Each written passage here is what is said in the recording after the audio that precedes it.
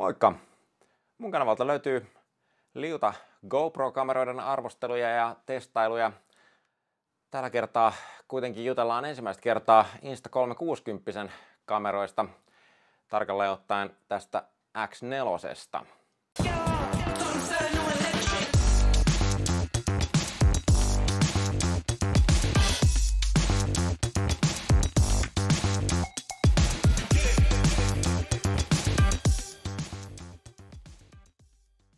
Insta360 on noussut kovaa vauhtia kovaksi kilpailijaksi GoProlle.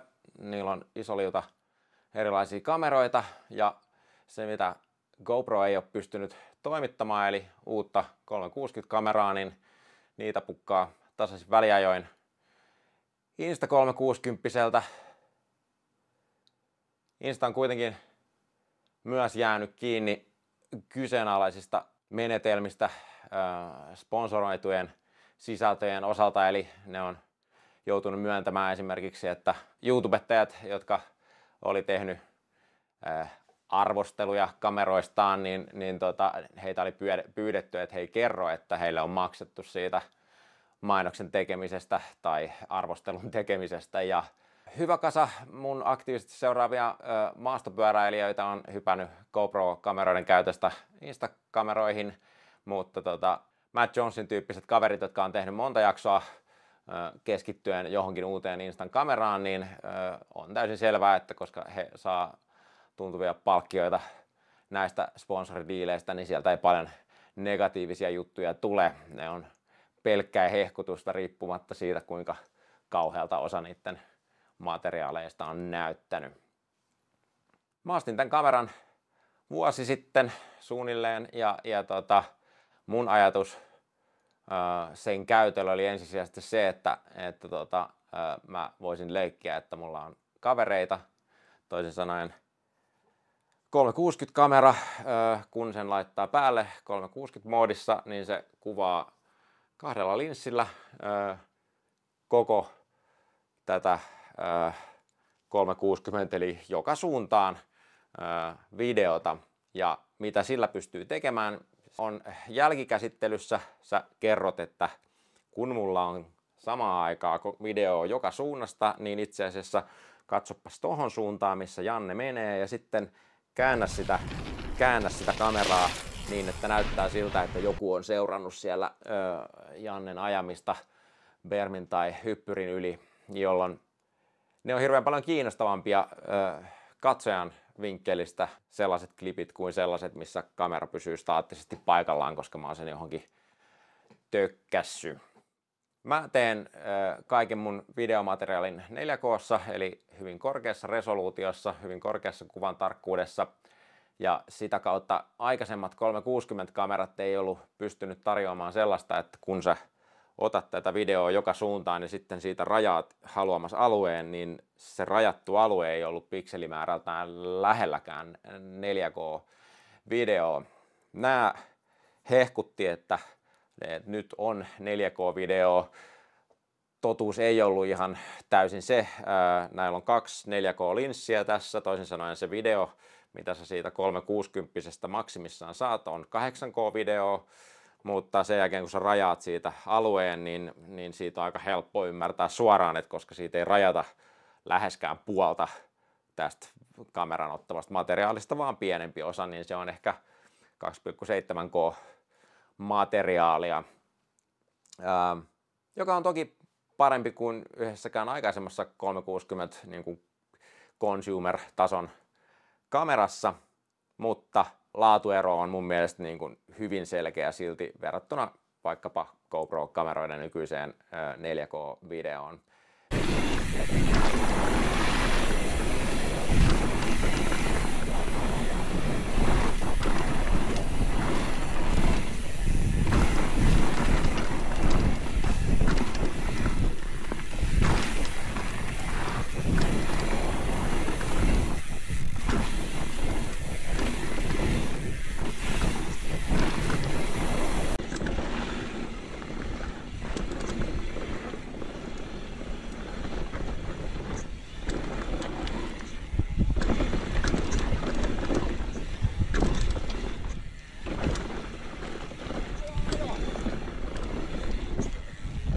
mikä on aina vähän hankalaa, jos sitten suurin osa mun materiaalista on 4K ja sitten mä välillä hyppään siitä tällä kameralla otettuun videoon ja jos se on havaittava se laadun ero siinä, niin se häiritsee ainakin mua. Mä en tiedä, että onko mä se ainoa, jota se häiritsee.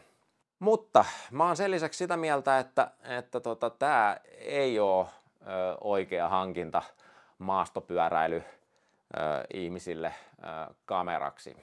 Mulla tää ei ole niin sanotusti ykköskamera, eli edelleen kaiken mun ajamisen mä tallennan GoProlla rinnasta tai leuasta. Ja jos tän hankkisi siihen tarkoitukseen, niin ehkä ylivoimaisesti suurin mutistava mulla tästä kamerasta on tää form factor, eli yksinkertaisesti se kameran muoto.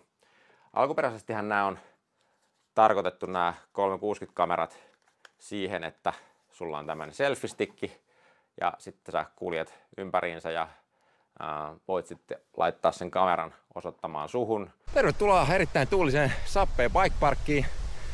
Täällä on Bike Festit tänä viikonloppuna ja tänään ajetaan MTB-rallin Grand Cup alamäkipyöräkisat. Ja ne pystyy kadottamaan tästä sen kepukan, koska se linssi itse asiassa osoittaa ohi siitä ja ne pystyy sen vähäisen, mitä siitä jää siihen kuvaan, niin siivoamaan sieltä jollain tekoälyllä pois. Ja siihen se toimii kauhean hyvin. Samoin lajit, jossa on helppo pitää tämmöistä selfie-stickiä, kuten lumilautailu tai laskettelu, niin ymmärrän hyvin, että se on siellä suosittua, koska saat semmoisen videopelimäisen third person näkymän siihen laskemiseen, jossa voidaan välillä katsoa eteenpäin, mihin ollaan menossa ja välillä kuvata sitä laskijaa siinä, kun hän pöllyttää lunta. Maastopyöräilyssä tämä tikku on kuitenkin melkoisen hyödytön. Se, miten mä käytän sitä nyt Bermien laidalla, on se, että tämä toimii myös tämmöisenä tripodina, eli mä voin laittaa sen tonne johonkin laidalle pystyyn ja sitten kuvata, kun mä ajan ohi, niin jälkikäteen siitä leikata itselleni sopivan pätkän. Mutta jos sen haluaa laittaa kiinni leukaan, niin se laitetaan kiinni leukaan tämmöisellä strapilla ja sitten kamera kiinni siihen. Ongelma on se, että tämä kamera painaa selvästi enemmän kuin GoPro ja se on muodoltaan tämmöinen kepukka, toisin sanoen paino siirtyy kohtuullisen kauaksi tästä kymärästä, joka rehellisesti sanottuna silloin kun sä kääntelet päätäsi tai heiluttelet, niin ei ole kovin kiva. Samoin kun sä tuut hyppyristä alas, niin jos se sojottaa tolleen eteenpäin, niin se tekee helposti näin ja sitten se on eri asennossa se kamera. Toinen, mitä ei tullut ihan ensimmäisenä mietittyä, on se, että jos sä taas jätät sen tälleen alaspäin sojottamaan, niin mä oon parhaimmillaan saanut sen osumaan stemmiini eli ohjaustankoon, kun mä tuun alas hyppyristä ja näin, niin se kopsahtaakin ohjaustankoon, mikä ei ole vitsikästä silloin, kun kyseessä on sikakallis kamera. Hei, teistä valtaosa ei ole tilaajia, niin sanotaan, että jos tää ei ole eka kerta, kun te katsotte näitä videoita, niin nyt olisi mahtavaa, jos tsekkaisitte, että kanava on tilauksessa, niin päästään siihen 6 tonniin. No, leuvan lisäksi toinen tyypillinen paikka on laittaa tällaiset chest strappi kiinni, eli henkselit päälle tästä ja kamera tulee tähän näin. Tässä taas päästään aivan samaan vaivaan kuin tuossa leukaan kiinnityksessä, eli form factory, se että on tämmönen pitkä jöpikkä, niin jos mä laitan sen tälleen alaspäin osoittamaan ja meen ajoasentoon, niin video näyttää siltä, kun se olisi kuvattu mun sepaluksesta se video. Te näette lähinnä yläputkea ja ohjaustankoa, ettekä oikeastaan mitään, mitä mä ajan. Jos mä laitan sitä ylöspäin, tässä kohdassa se joutuu vääntämään aivan sikakireelle ja sitten joka kerta kun mä tuun hyppyristä tai pompusta, niin tää haluaisi lerpahtaa alaspäin. Tai käy niin, että koko tää mun chest strappi heilahtaa tälleen ja vaikka siinä on hyvä kuvaanvakaaja, niin siitä tulee ihan kauheat katsottavaa silloin. oikea tapa pitää tätä on laittaa se tälleen pystyyn. Ja voin kertoa, että jos ei muuten jo hävettänyt se, että on GoPro koko ajan esillä, niin siinä kohtaa, kun sulla on tämmöinen jöpötys päällä, niin bikeparkissa kulkeminen on asteen verran vaivaannuttavaa. Eli erinomaisen hankala form factori. Nehän on tietty keksinyt, että eipä siinä hätää. Tätä ei ole mitään tapaa kiinnittää täältä laidoilta, niin ne on kehittänyt semmoisen metallipalan, joka kiinnitetään tänne, joka tulee sitten tähän ja sitten sä saat sen kiinni sen kameran näin poikittain. Se, että linssi siirtyy sivulle eikä keskelle, niin mä en itse asiassa tiedä, että näkeekö sen oikeasti siitä videolta, mutta itteeni mua häiritsee se, että samalla tavalla kun ne on vähän outoja ne, kun osa laittaa kameran kiinni kypärän tähän sivulle, niin sulla on koko ajan semmoinen olo, kuin saisit jotenkin niin kuin vinossa siinä kyydissä ollessas. Toinen on tietenkin se, että se on taas vähintään 20 euron lisäpalikka, mikä sun täytyy hankkia, joka ei tule kameran mukana. Kun nyt mainitsin ton lisäpalikan hinnan, niin puhutaan hetki tästä kameran hinnasta. OVH:taan tää on suunnilleen 600 €, varmasti saa Black Fridaysta ja muista jo hitusen halvemmalla, mutta se on silti varmaan markkinoiden kallein action-kamera noin niin kuin näistä peruskuluttajalle tarkoitusta kameroista, mutta valitettavasti se ei niin kuin rajoitu siihen. Tää kiinnittyy vaan tuohon kierreruuviin, jota ammattikamerat käyttää, mutta ei oikeastaan mikään muu, joten sä tarvitset siihen saadaksesi noihin GoPro-kiinnityksiin sen, niin sä tarvitset adapterin. Se adapteri on varmaan 450 €. Mukana tulee linssin suojukset, jotka on tämmöiset irrotettavat, koska tämmöinen ulospäin pullistuva linssi on tietenkin hirveän arka sille, että se päätyy naarmutetuksi tai kolhituksi ja sitten se kamera on entinen. Että ehdottomasti tavallaan positiivinen askel eteenpäin Instalta, että nämä on niinku virallisia osia nämä linssin suojat. Ongelma on se, että mukana tulee suunnilleen pahvia vastaavat muoviset linssin suojat. Mä onnistuin esimerkiksi tiputtaa tämä mukana tuleva tämmöinen pehmustettu neopreenipussi, jonka sisällä tuo kamera oli, niin mä tiputin sen suunnilleen tuosta vyötärön korkeudeltani maahan, niin pehmustetun pussin läpi se muovinen linssin suoja oli täysin säpäleinä sen jälkeen. Toisin sanoen niiden tarjoama suoja on erittäin kyseenalainen. Ne myy sitten Gorilla Glassia, eli karkastuun lasia olevia linssisuojia 40 jotain euroa kappaleelta. Sitten on toki positiivista, että äänenlaatua parantamaan on tämmöiset vaahtomuovimuffit tarjolla ihan kameran valmistajalta itseltänsä, mutta ongelma on se, että ne on taas 10 euroa. Mun käyttötarkoituksessa, kun mä jätän tämän johonkin sinne hyppyrin varteen tai radan varteen, niin olisi kiva saada myös kamera käynnistettyä etänä.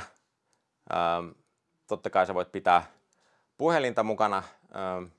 Sen toiminta vaan ei ollut kovin häppöistä, jos etäisyys on niin kuin 10 metriä enemmän. Ne myy tietenkin tähänkin kaukosäädintä 170 euroa kappaleelta.